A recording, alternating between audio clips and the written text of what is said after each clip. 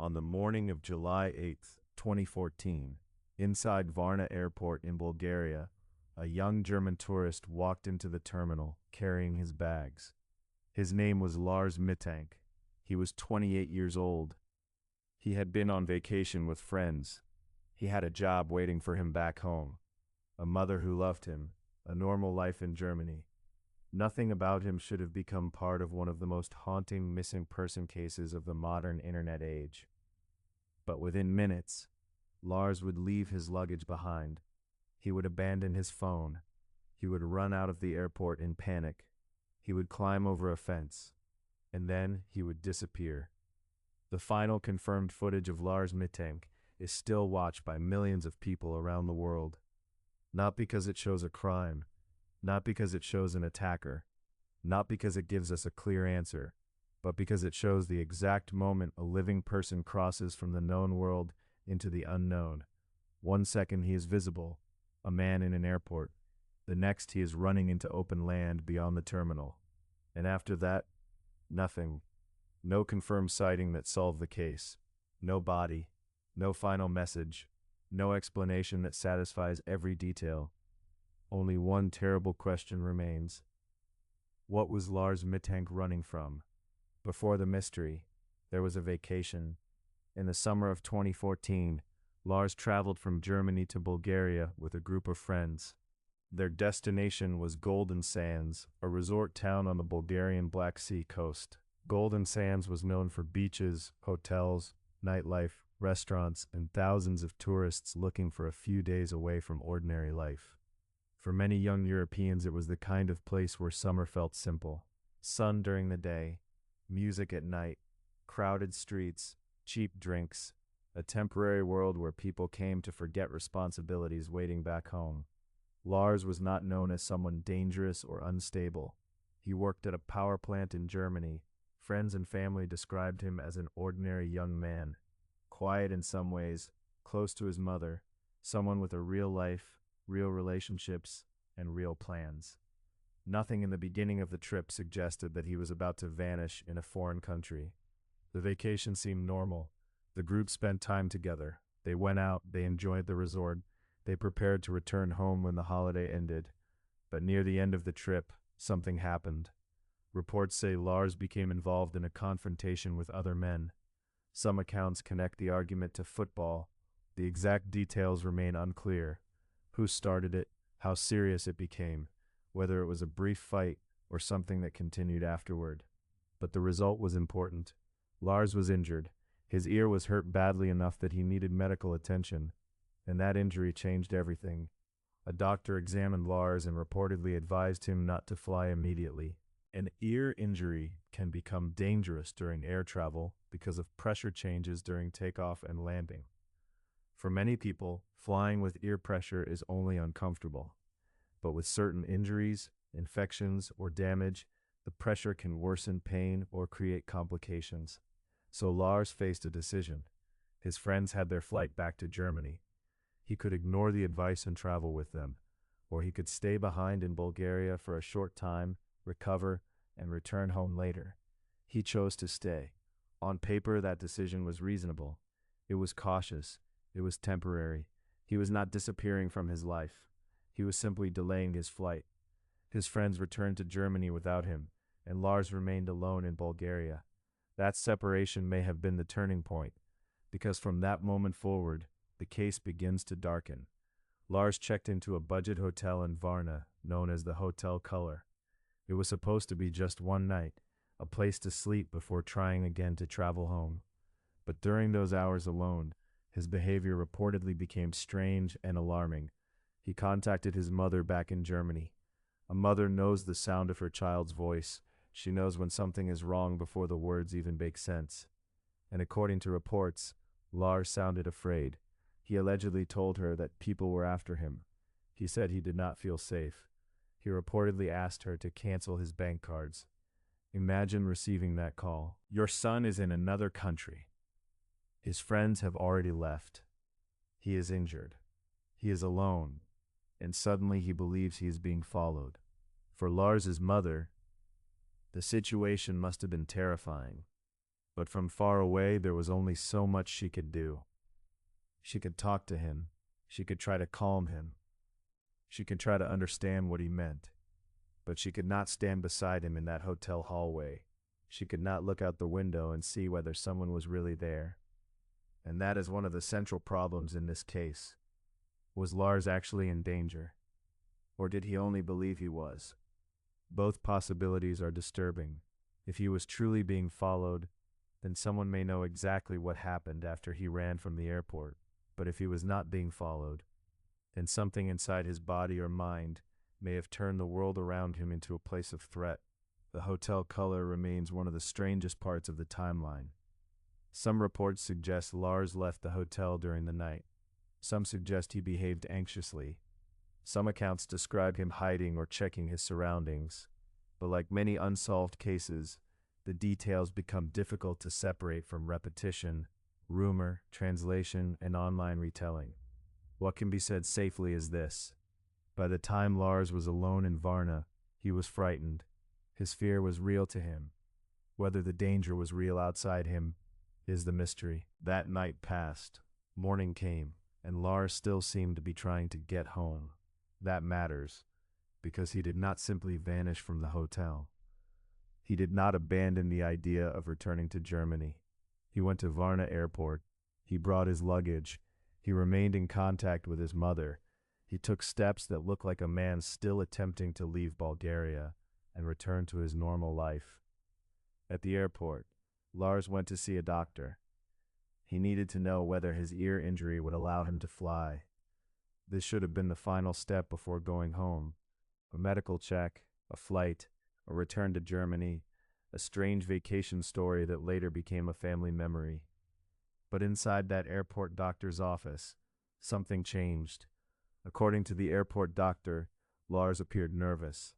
Then another person entered the room. Some accounts describe this person as a construction worker or airport employee. To most people, that would have meant nothing. Airports are full of staff. People enter rooms, doors open, workers move through hallways. But to Lars, the moment seemed to trigger panic. He reportedly said words similar to, "I do not want to die here." Then he ran. He left his belongings behind. He left his luggage. He left his phone. He did not stop to explain. He did not wait for help. He fled the airport like a man escaping immediate danger. Security cameras captured what happened next. Lars moved quickly through the terminal and out of the building. Outside, he ran across the airport area. He reached a fence. He climbed over it. And then he disappeared into the land beyond Varna airport. That is the last confirmed sighting of Lars Mittank. The footage is unsettling because it feels like it should explain everything. We can see him. We can watch his movements. We can follow the direction he runs. But the footage does not show what he is thinking. It does not show what he believes is behind him. It does not show whether anyone was waiting beyond the camera's view. It gives us the moment of disappearance without the reason. And that may be why the case became so famous. Most missing person cases leave behind a final photograph, a witness statement, a last phone call, a location on a map. But Lars left behind motion. We see him alive in his final known seconds. We see the decision to run, and because we see it, we feel that the answer must be hidden somewhere inside the image. But it is not. After Lars vanished, searches were carried out. The area around Varna airport included roads, fields, industrial areas, vegetation, and possible routes in multiple directions. A person running from the airport could have tried to hide.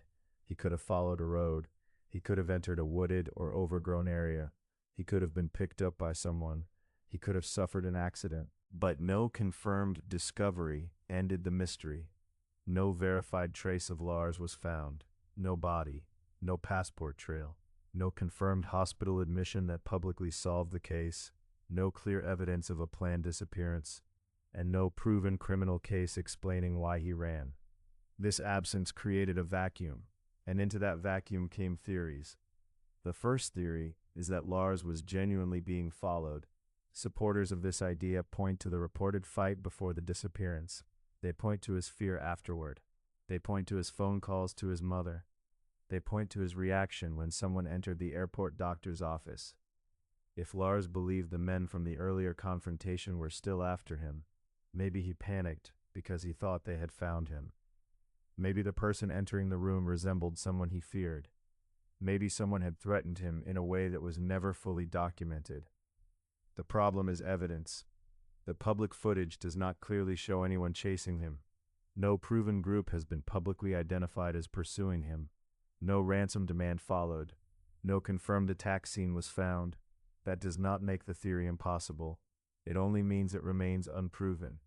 And in a case like this, possible is not the same as true. The second theory focuses on Lars's medical condition. He had an ear injury. He may have been in pain. He may have been exhausted. He may have been frightened after a fight. He may have been alone in a foreign country with limited support. Some people have speculated that medication could have played a role. Certain medications in rare cases can cause anxiety, confusion, panic, or unusual psychological reactions. But this must be handled carefully. It would be irresponsible to diagnose Lars from a distance. Many people suffer ear injuries. Many people take medication. They do not vanish from airports. Still, the combination of injury, stress, lack of sleep, fear, alcohol from vacation, and possible medication could have created a dangerous state of mind. If Lars became convinced he was in immediate danger, his actions begin to make a tragic kind of sense. He did not run like someone making a plan. He ran like someone trying to survive. The third theory is a sudden psychological crisis. People often imagine mental health emergencies as something visible long before they happen. But sometimes acute paranoia, panic, dissociation, or psychosis can appear suddenly under intense stress. A person can become convinced that strangers are threats. A normal room can feel like a trap. A normal worker entering a doctor's office can feel like a sign of danger. If Lars experienced something like that, it could explain the calls. It could explain the fear. It could explain why he abandoned his belongings. But even this theory does not solve the case. It may explain why he ran. It does not explain where he went. How did he avoid being found? Why was no trace discovered? Why did no confirmed sighting bring him home? A psychological emergency can explain the beginning of the disappearance. It cannot fully explain the silence afterward. The fourth theory is that Lars suffered an accident after leaving the airport. This may be the simplest explanation, and often the simplest explanations are the most painful. A frightened man runs into an unfamiliar area. He hides from people he believes are dangerous. He becomes lost. He becomes dehydrated. He falls. He enters a place searchers do not see. A ditch, a drainage area, a construction zone, an abandoned building, dense brush. Some missing people are found years later, surprisingly close to where they were last seen. Not because no one searched, but because the world contains many places where a human body can be hidden by terrain, weather, growth, or chance. If Lars died near the airport, this theory requires no conspiracy, no organized crime, no secret escape, only panic, confusion, and bad luck. But again, the question remains, if that happened, why has nothing confirmed it? The fifth theory is that Lars survived and began a new life somewhere. This idea appears in many disappearance cases. People want to believe the missing person is alive. They imagine memory loss. They imagine voluntary disappearance. They imagine a person choosing to step away from everything. But in Lars's case, this theory has serious problems. He left behind his belongings. He left in panic. He was close to his mother. There is no clear public evidence that he had prepared to disappear. Could a person in crisis survive for a time without documents or support? Possibly. Could he have been helped by strangers? Possibly, but possibility is not proof, and after so many years, no confirmed evidence has shown that Lars built a new life under another identity. The mystery remains suspended between these explanations: a real threat, a medical reaction, a psychological crisis, an accident, survival without identification. Each theory explains part of the story. None explains all of it. That is why the Lars Mittank case continues to haunt people. It is not only the disappearance, it is the visibility of the disappearance. He did not vanish from a remote forest at midnight. He vanished after being recorded in an airport in daylight. He was surrounded by systems that are supposed to track movement: cameras, staff, passengers, roads, airline records, phones, modern infrastructure, and still he disappeared. The case feels modern and ancient at the same time. Modern because of the CCTV footage. Ancient because after the fence, the world becomes as unknowable as any wilderness story from centuries ago. A man runs into open land, and the landscape keeps it secret. But behind the online mystery is a family that must never be forgotten. For Lars's mother, this is not a viral video. It is not a puzzle. It is not a creepy clip to analyze late at night. It is the disappearance of her son. Every theory carries pain. If Lars was harmed, someone may have escaped justice. If Lars suffered a medical or psychological emergency, then help was painfully close but still unreachable. If he died somewhere near the airport, then his family has been denied the chance to bury him. And if he survived, then someone somewhere may still hold the key to bringing him home. Disappearance is a unique kind of grief. It does not end cleanly. It repeats. Every unknown number could matter. Every reported sighting could become hope. Every year that passes hurts in a different way, because the question never stops asking itself, where is Lars? To understand the case clearly, we have to return to what is known. Lars Mittank traveled to Bulgaria with friends in 2014. He suffered an ear injury near the end of the trip. A doctor advised him not to fly immediately. His friends returned to Germany without him. Lars stayed in Varna. He contacted his mother and sounded afraid. He said or suggested that people were after him. On July 8th, he went to Varna airport. He visited the airport doctor. Something caused him to panic. He left his possessions behind. He ran out of the airport. He climbed over a fence, and he was never confirmed seen again. That is the boundary of fact. Beyond it is theory. Beyond it is fear. Beyond it is the field outside the airport.